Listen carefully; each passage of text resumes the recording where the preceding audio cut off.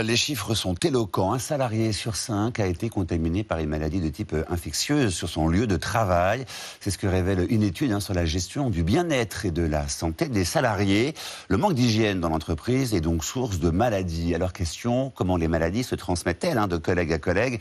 Que faut-il pour diminuer les risques de contamination? Ce soir, c'est Karine Guilloc qui vous répond. Une première question, d'où proviennent ces bactéries? Eh bien, c'est le propre des lieux confinés, comme les transports en commun ou les bureaux. Plus il y a de personnes et plus cela favorise la transmission de germes et donc les contaminations. L'open space dans lequel travaillent 60% des Français est d'ailleurs un facteur aggravant dans les épidémies de gastro-entérite ou de maladies respiratoires comme la grippe.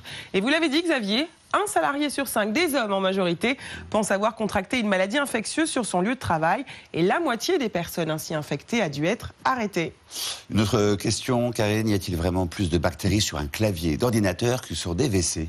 Eh oui, il y en aurait 400 fois plus en effet. 2 explications à cela. La première, les toilettes sont nettoyées plusieurs fois par semaine, voire par jour. Ce n'est pas du tout le cas des claviers. Deuxième raison, pour gagner du temps, on mange parfois à son poste de travail. Or, c'est interdit par le Code du travail, pour des raisons d'hygiène notamment. Exemple, les bactéries prolifèrent entre les touches du clavier, puisqu'elles trouvent dans les miettes de quoi se nourrir. Et comme on porte la main à son visage 16 fois par heure en moyenne, on multiplie forcément les risques de contamination. Toutefois, la poignée de porte arrive en tête des nids à microbes, suivie des boutons d'ascenseur et de la rampe d'escalier. Voilà, bien prévenu. Merci beaucoup, Karine. L'Euro 2012.